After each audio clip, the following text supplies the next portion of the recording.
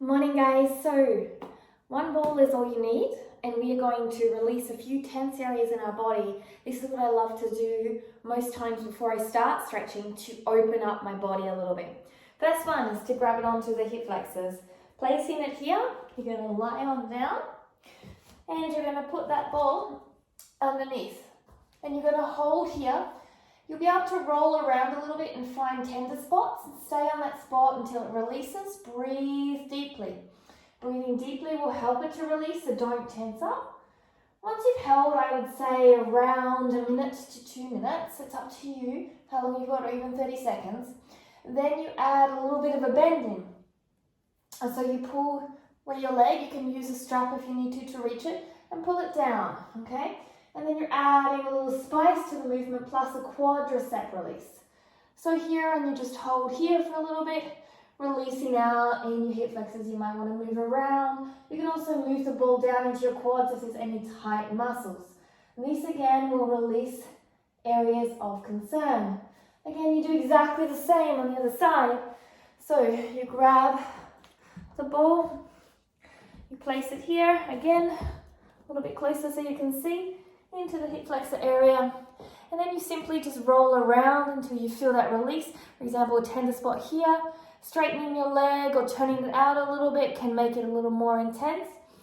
Keep your core strong, so don't sink down too much if you can help it. Still keep a strong core that will actually push into the ball. And then again, adding on top of that, again pushing into it and finding that release. And afterwards you feel a lot of tension relieves. It will also help with the lower back tension as well, and help if you are someone who is doing straddle work as well in your handstands or pancake work.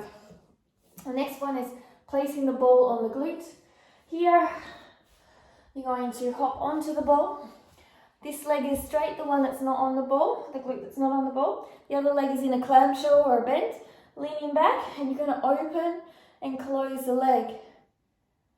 And you will do around 10 repetitions. Again, move the ball, find a tender spot to release it.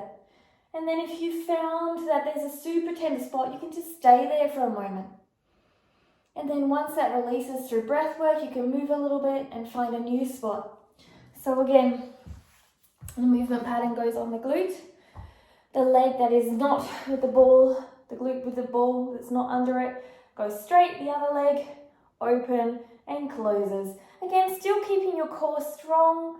Allow that mobility to move around a little bit so you can sort out where those tender spots are and to release it. This is a great way to release any tension, even as well if you are someone that suffers from back pain. A lot of these areas tend to cause tightness in the back as well. So have fun with this, a great, fast and effective way to get yourself released before you start movement and stretching.